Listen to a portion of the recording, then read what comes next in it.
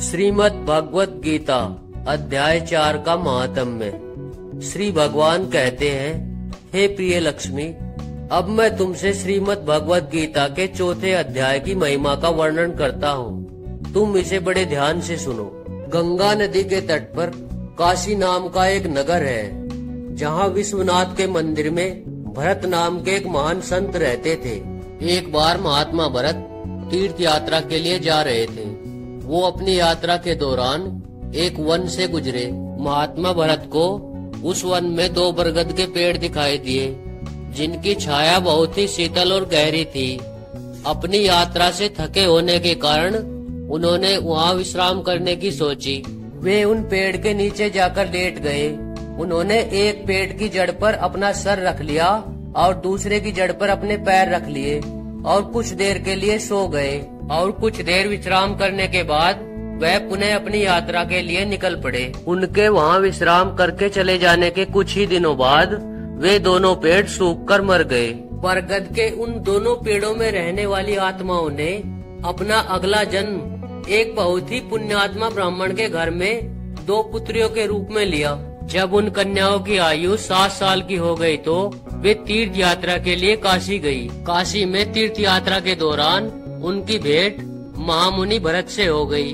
महामुनि भरत को देखते ही वो दोनों सगी बहनें उनके चरणों में गिर पड़ी और प्रेम से बोली, हे महात्मा, आपकी कृपा से हम दोनों वृक्ष की योनि से मुक्त होकर एक पुण्यात्मा ब्राह्मण के घर पुत्रियों के रूप में जन्मी है। जब महामुनि भरत ने उनकी बातें सुनी तो बड़ी विनय से उन्हें अपने चरणों से उठाते हुए पूछा, हे मेरी प्रिय पुत्रियों, मैं तुम्हारे संपर्क में कब आया और कैसे मैंने तुम्हें एक पेड़ की योनि से मुक्त किया?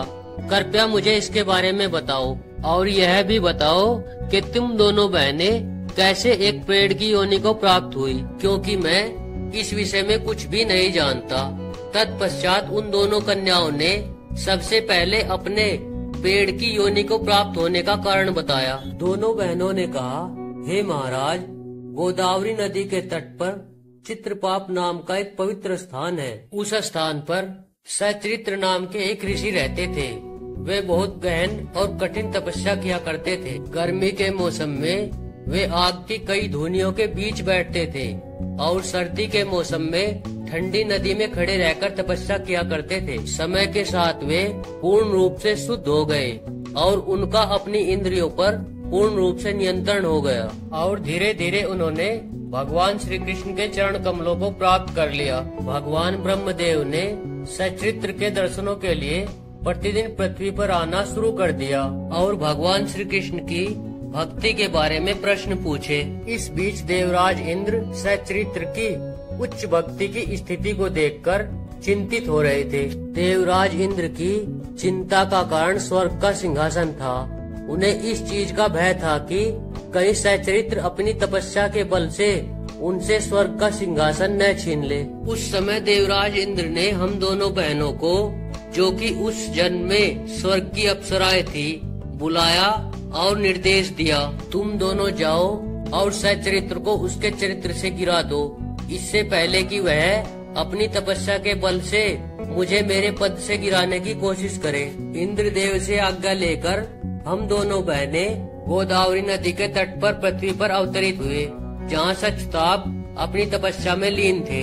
उस स्थान पर हम दोनों बहनें सचताप के समीप उत्तेजक ढंग से नृत्य करने लगी कि वह ऋषि हमारे साथ यौन संबंध स्थापित करेंगे। नृत्य की उत्तेजना में हमारा ओढ़ना नीचे गिर गया और हमारे स्तन दिखाई देने लगे। उस समय उस महान ऋषि ने हाथ में जल लेकर हमें इन शब्दों में श्राप दिया, तुम दोनों गंगा नदी के किनारे बरगद के पेड़ में बदल जाओ। उनका शाप सुनकर हम दोनों बहनें उन ऋषि के चरणों में गिर पड़ी और उनसे क्षमा मांगी और कहा, हे महातपस्वी, कृपया हमें क्षमा कर दीजिए। हम तो देवराज इंद्र के सेवक हैं। वो जो हमें आज्ञा देते हैं हम उसका पालन करते हैं। हमारी कर्तव्य परायणता को देखकर वो महान ऋषि हमसे प्रसन्न हुए और हमें आशीर्वाद दिया कि जब तक महामुनि भरत हमारे पास नहीं आते तब तक हम दोनों बहनें पेड़ ही रहेंगी। उन्हीं ऋषिवर ने हमें यह आशीर्वाद भी दिया कि हम दोनों बहनों के हमारे पिछले जन्म भी याद रहेंगे। हे महामुनि भरत जी, जब आप तपोवन से गुजर रहे थे और आपने बरगद के 2 पेड़ों के नीचे विश्राम किया था, उस समय वह बरगद के 2 पेड़ हम ही 2 बहनें थी। आपके छूने मात्र से ही हम दोनों का उद्धार हो पाया है और एक पुण्यात्मा ब्राह्मण के घर 2 कन्याओं के रूप में जन्म लिया है और इस भौतिक संसार में आनंद लेने की अब हमारी कोई इच्छा शेष नहीं है। भगवान श्री विष्णु जी महाराज कहते हैं, हे प्रिय लक्ष्मी, जब उन दोनों बहनों ने महामुनि भरत के समक्ष अपना इतिहास सुनाया तो भरत जी बहुत प्रसन्न हुए और अपने आश्रम चले गए। उन दोनों बहनों ने जीवन भर ध्यान पूर्वक श्रीमद् भगवत गीता के 4थे अध्याय का पाठ किया और अंततः मेरे चरण कमलों में भक्ति प्राप्त की।